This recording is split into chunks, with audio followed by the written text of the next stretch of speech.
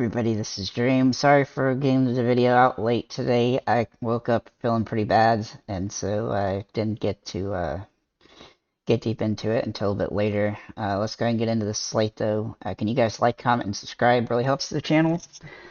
So we got a pretty big injury report today. We have Celtics with Brogdon out. The Suns have CP3 and Cam Johnson out. Actually, CP3 is questionable. I'm sorry.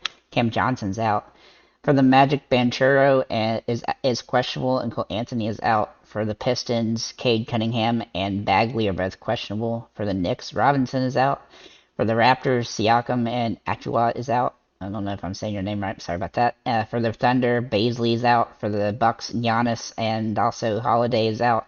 For the Spurs, Collins is out. And for the Lakers, LeBron is out. And Walker's questionable. And Anthony Davis is probable.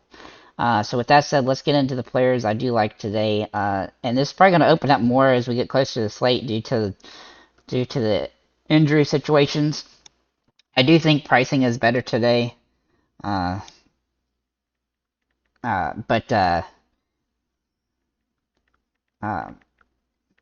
do think the price. I do think that the pricing is a lot better today than it was yesterday. It seemed like everybody was overpriced yesterday. Today it seems like they're pretty balanced across the board. There's some overpriced players, but not nearly as badly as yesterday. So with that said, let's get into the players. So Malik Monk, he's the first guy I'm going to take a look at here for Sacramento against the Lakers. His minutes have really ramped up the last few games, and he's playing really well. And he's a little bit risky, kind of a secondary play just because he is risky. And he's not starting, but he's playing well, and I like guys that are playing well, and he's one of them. Javon Carter, his price has shot up because of his massive 62-point game against Oklahoma City.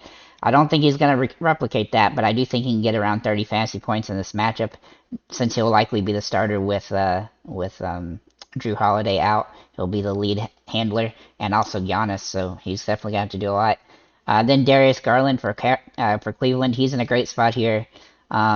His price point is a little bit too cheap now. He was a letdown against Sacramento, but that letdown was a little bit of a fluke, I think. He is playing really well. He just didn't shoot the ball well that game, and I expect him to have a better game here. And typically he gets a little bit more peripheral stats than he did in that one as well. So all he has to do is just shoot the ball better, and he'll be in good shape there. Then we got Nishan Highland here. He's actually been playing really solid, and his minutes have really ramped up lately. He's shooting the ball more and more. He's a very aggressive player too, which is why he does really well in the peripheral stats as well, like with some steals and stuff. And while he is a secondary play, he is playing extremely well, kind of in a similar situation to Monk. Just the fact he's a good value play from that perspective.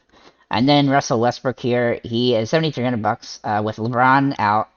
He should get a lot of room to have some good opportunity here, and his price is still cheap enough that we can afford to take a risk with him.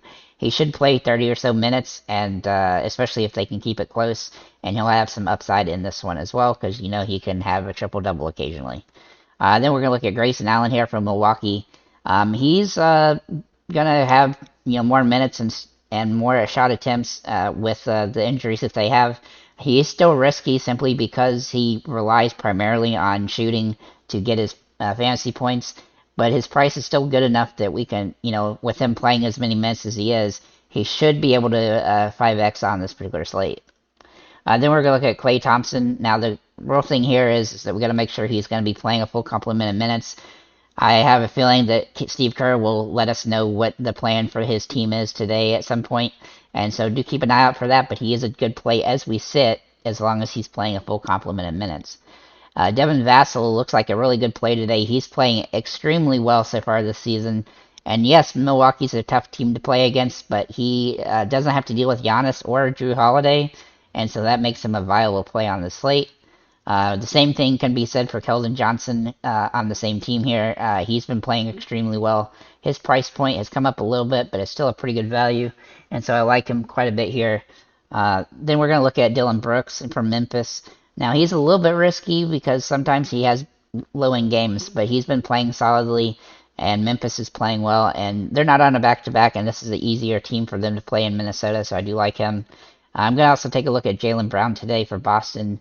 His price point is not super ideal, but he does have some pretty good upside. He's been a little bit inconsistent recently, but he still does price well in this matchup against Denver. Then we're going to look at Bobby Portis for Milwaukee. Now, he obviously started last game and was a slight letdown, only getting about 30 fantasy points, but I don't think that will maintain if he continues to get the minutes, which he should. In a game like this, where there's going to be a lot of jump shots and things, we'll have opportunities for more rebounds. With the amount of minutes he's going to play, he's almost a lock. It's just been a little bit harder for him it should be more easy with him with the injuries. Otto Porter also looks really solid today for Toronto, assuming that he's going to play at least 20 to 25 minutes. He's just minimum price, basically, and with the injuries that they have, he should get some more opportunity in this matchup. Brook Lopez, he also looks like a really good play with the way he played in the last game. He's played great all season long, but he had a massive game against Oklahoma City where he got a bunch of shots, and with Giannis and Jrue Holiday out, he has to be more involved in the offense. And he did get a day off yesterday, so that helps. And I expect him to have another big game as well. Then we're going to look at DeAndre Ayton for Phoenix. He's in a really good spot, but he's been very inconsistent. The Phoenix Suns, the way that they're rotating the players and stuff, is kind of maddening for fantasy. Everybody seems like they randomly just don't play in the fourth quarter. I mean, it's not random because it's based on how they're playing in that individual game.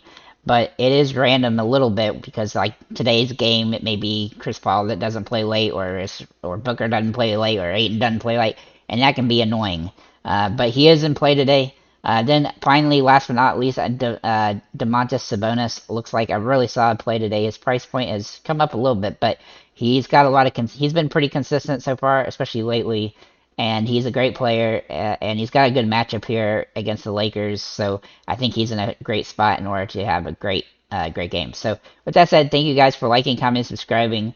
If you have any comments or questions, feel free to leave them below. Make sure to check out Discord, and have a nice day, guys.